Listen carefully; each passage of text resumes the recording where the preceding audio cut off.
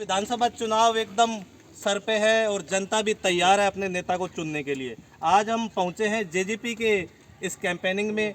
हमारे साथ है हरीश डाबी जी। जानते हैं किन मुद्दों पे चुनाव लड़ रहे हैं। हरीश डाबी जी, आपका स्वागत है संप्रभु भारत न्यूज में। आप यहां से बगरू विधानसभा से अपनी उम्मीदवारी कर रहे हैं, किन मुद्दों पे चुनाव लड़ रहे हैं आप? सर, शिक्षा पे है हम लोग। शिक्षा जितना भी बेरोजगारी चल रही है उसको देखना। यहाँ रोड नहीं है, लाइट्स नहीं है, फैसिलिटीज़ नहीं है। इनफैक्ट यहाँ तक कि यहाँ कोई बैंक की सुविधाएं भी नहीं है, बच्चों के लिए कोई स्टेडियम्स नहीं है, किसी भी तरह का एंटरटेनमेंट का कुछ भी नहीं है। सरकारें कोई बुरी नहीं होती, लेकिन जो नॉमिनेट यहाँ से गए थे वो लोग आगे तक सरकार तक पहुँचा ही नहीं पाए। और यहाँ के लोगों में इतना रोष है कि पिछले 10 साल के अंदर यहाँ के किसी ने भी कोई कार्य नहीं करा। बीजेपी भी विकास पे लड़ती है, कांग्रेस भी विकास पे लड़ती है, तो इस चुनावी माहौल में जेजेपी किन मुद्दों पे, किन वायदों पे खरा उतरने की कोशिश करेगी? क्या मूल आधार है जेजेपी का? सर, जेजेपी जो है वो सभी को एक सर समाज की जैसे लेके साथ चलना चाहती है। इसके अंदर किसी तरह का भेदभाव नहीं है सर। ये एजुकेशन पे पढ़े लिखे लोगों को आगे लेके आ रही है। आज हमें इन्होंने चांस दिया है, तो हमारी सोच ये है कि सर हम यहाँ से जब निकलें, यहाँ से आगे सक्सेस हो, तो हम इन सभी लोगों की आवाज़ बुलंद करके आगे पहुँचा पाएँ सबको। और जेजेपी का मेन जो मोटो है वो यही है कि सब समाज एक साथ बैठ के काम करे। और ये जो आज तक जो गंदी राजनीतियाँ हो रही हैं, राजनीति और धर्म के नाम पे सबको बांटा जा रहा है, ये सब चीज़ें बंद हो सर, और एजुकेशन और की तरफ ध्यान दिया। सामाजिक सद्भाव आपका मुख्य मुद्दा रहेगा। बिल्कुल सर। तो सामाजिक सद्भाव के हिसाब से राजस्थान में फर्स्ट बार जेजेपी ने एंट्री की है, क्या लगता है कैसा परफॉर्म कर पाएंगे आप सभी? सर, हम लोग मैक्सिमम सीट लेके जाएंगे। जेजेपी के 20 कैंडिडेट खड़े हुए हैं और चांसेस ये हैं कि मैक्सिमम लोग यहाँ से निकलेंगे। राजस्थान में सबसे बड़ा मुद्दा है बेरोजगारी का। यहाँ के लघु और कुटीर उद्योगों पे कहीं ना कहीं एक उपेक्षा का शिकार हुए हैं, तो आप उसके बारे में क्या सोचते हैं? उन उद्योगों के बारे में आप क्या सोचते हैं? सर, हम उन सभी से मिलके, उद्योगों वालों से मिलके और पब्लिक से मिलके इस तरह की स्किल डेवलपमेंट के थ्रू या आपसी सहमति के थ्रू इस तरह करेंगे कि यहाँ के लोगों को रोजगार, मैक्सिमम रोजगार मिले और इनको बाहर नहीं जाना पड़े। इन्हीं उद्योगों से यहाँ बैठ के आपस में कोऑर्डिनेट करके मीटिंगें लिए जाए और जो बेस्ट पब्लिक के लिए हो सकता है वो करें। हरीश डाबी जी, लास्ट आपसे 2 लाइनों में जानना चाहूँगा कि अगर आप विधायक बनते हैं बगरू विधानसभा से, तो यहाँ के लोगों के लिए आपके क्या मोटिव रहेगा? सर, पहली बात तो ये है कि यदि हम यहाँ से विधायक बनते हैं तो सबसे पहले हमारा ये मोटो रहेगा कि सब समाज के लिए काम करना है। किसी भी राजनीति में जो आज तक लोगों ने कमिटमेंट करे हैं वो पूरे करने हैं हमें। हमारी तरफ जो कमिट करेंगे 100% हमें। धन्यवाद। अभी हमारे साथ है हरीश सर, आप आइए आगे। मुराद भाई से बोल रहा हूँ, आप हमारे साथ है स्थानीय खोना गुरुन के हाजी साहब। हाजी साहब से जानना चाहेंगे कि जेजेपी को लेके समर्थन में आप उतरे हैं, क्या आप इनसे सहमत है? किन मुद्दों पे आप थोड़ा बताइए। अभी हम चीज़ से सहमत हैं और हरीश डाबी जी बहुत अच्छे इंसान हैं और उनका हर चीज़ से सहयोग करेंगे। और जितने भी जैसे पिछली जो पार्टी है जो वादे करके जाती थी वो कोई भी खरी नहीं उतरती, और कोई भी काम बोलते हैं तो सही टाइम पे वादे नहीं करते कोई। आपने 5 साल कांग्रेस का शासनकाल देखा है, 5 साल बीजेपी का देखा है, दोनों कार्यकालों से आप क्या संतुष्ट नहीं है? दोनों से संतुष्ट नहीं है सर। किस तरीके की दिक्कतें आपको आई है?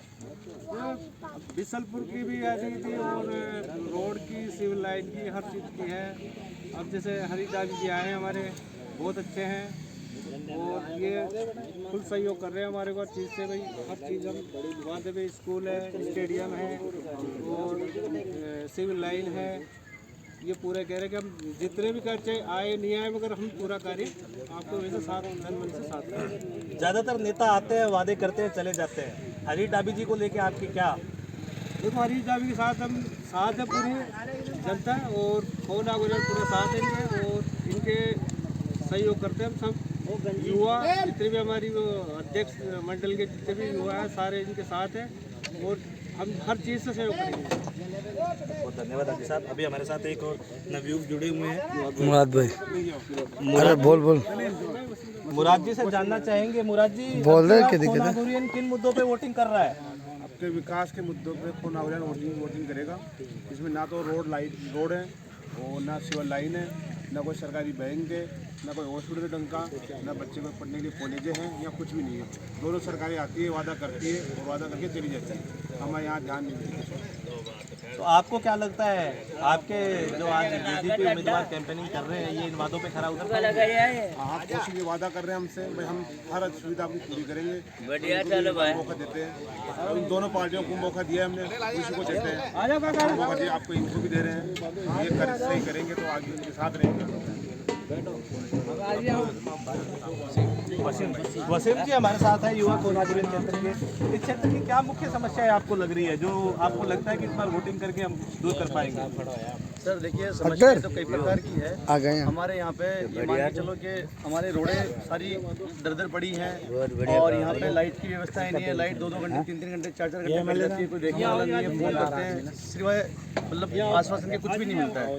और यहाँ कई बार हमारे यहाँ पे कई बार एक्सीडेंट्स वगैरह हुए हैं। एक्सीडेंटों के अंदर हमने जो है मुआवजे की मांग करी, ब्रेकर की मांग करी, वो वादे करते हैं चले जाते हैं, कुछ भी नहीं होता है। आज तक ना कभी कुछ हुआ है। और जो है हमारे यहाँ पे शिक्षा के माध्यम से अगर देखा जाए तो शिक्षा के माध्यम से लोग बहुत पीछे हैं। आप देख रहे हो यहाँ पे शिक्षा बिल्कुल भी नहीं है। यहाँ पे एक स्कूल का भी इन्होंने जो है आज के 5 साल पहले इन्होंने कहा था कि स्कूल बनेगा, ये बनेगा, लेकिन आज तक कभी कुछ हुआ ही नहीं है। और ये वादे करते हैं चले जाते हैं, इनके वादे कभी मतलब ना तो कभी पूरे हुए हैं और ना होंगे।